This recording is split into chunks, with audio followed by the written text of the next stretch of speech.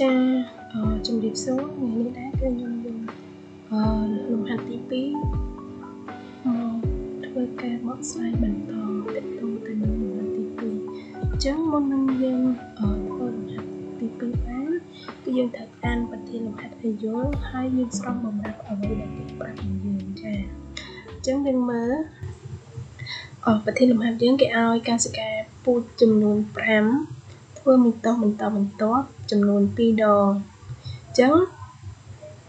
បំរាប់របស់យើងគឺកោសិកាពូជមាន5អញ្ចឹងបំរាប់ទី1គឺកោសិកាមេឬក៏កោសិកាពូជគឺដូចគ្នាអញ្ចឹងមាន5បន្ទាប់មកគេធ្វើបន្តចំនួន2ដងអញ្ចឹងសំណួរគេសួរថាតើវាបង្កើតបានកោសិកាកូនសរុបទាំងអស់ចំនួនប៉ុន្មានអញ្ចឹងមានន័យថាសំណួរដែលគេចង់បានគឺគេឲ្យយើងរកកោសិកាកូនសរុបនៅក្នុងចំណោមកោសិកាពូជទាំង5ដែលវាធ្វើបន្ត2ដងនឹងតើ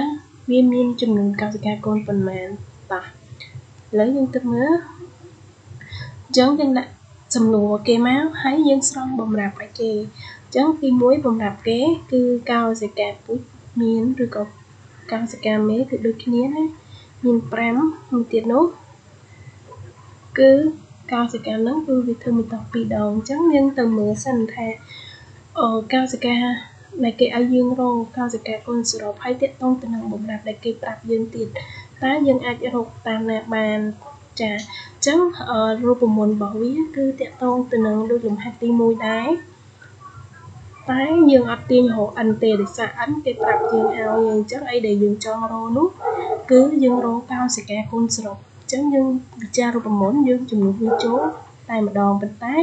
លំហាត់មួយនេះយើងឃើញរៀងប្លែកតិចឯងគឺគេប្រាប់កោសិកាពូជអញ្ចឹងយើងទៅមើលរូបមន្តរបស់វាតើគេវិចារបែបណាចានេះឃើញវាស្តៀងទៅនឹងរូបមន្តទី1ដែរអត់ចាគឺស្តៀងគ្នាតែវាខុសគ្រាន់តែកន្លែងកោសិកាមេតិចទេហេតុអីបានគ្រូដាក់ x ដោយសារគេតាំងវាដោយសារនេះកោសិកាមេវាគេឲ្យមកមែនគឺ5ចាអញ្ចឹងយើងតាំងលើ x នេះគឺយើងអត់ដឹងចំនួនប្រមាណករណីនេះគេប្រាប់មកយើងចំនួនកន្លែងហ្នឹងមកអញ្ចឹងយើងទៅមើលរូបមន្តចានេះរូបមន្តរបស់វាអញ្ចឹងករណីណាដែលគេប្រាប់កោសិកាមេអញ្ចឹងយើងត្រូវតែវិចារកន្លែងហ្នឹងបន្តទៀតចាបន្ទាប់មកបានយើងទៅសេរូបមន្តវាគឺកោសិកាកូនសរុបស្មើនឹង x គុណនឹង2សេគុណ n ចាអញ្ចឹងយើងជំនួសមក x យើងគឺអីកោសិកាមេឬកោសិកាពូជអញ្ចឹងជំនួសមកនេះ5ចាបន្ទាប់មក n យើងគឺដឹងហើយវាមានតោះ2ដងហ្នឹង n ហើយ n គឺស្មើ2អញ្ចឹងយើងជំនួសមកឃើញចម្លើយរបស់វាអញ្ចឹងនេះចុះកោសិកាពូជយើងមាន5 n ស្មើ2អញ្ចឹងយើងគុណគ្នាមកគឺបានចំនួនកោសិកាសរុបចាអញ្ចឹងចម្លើយទី1របស់យើងគឺមានតែប៉ុណ្្នឹងទេ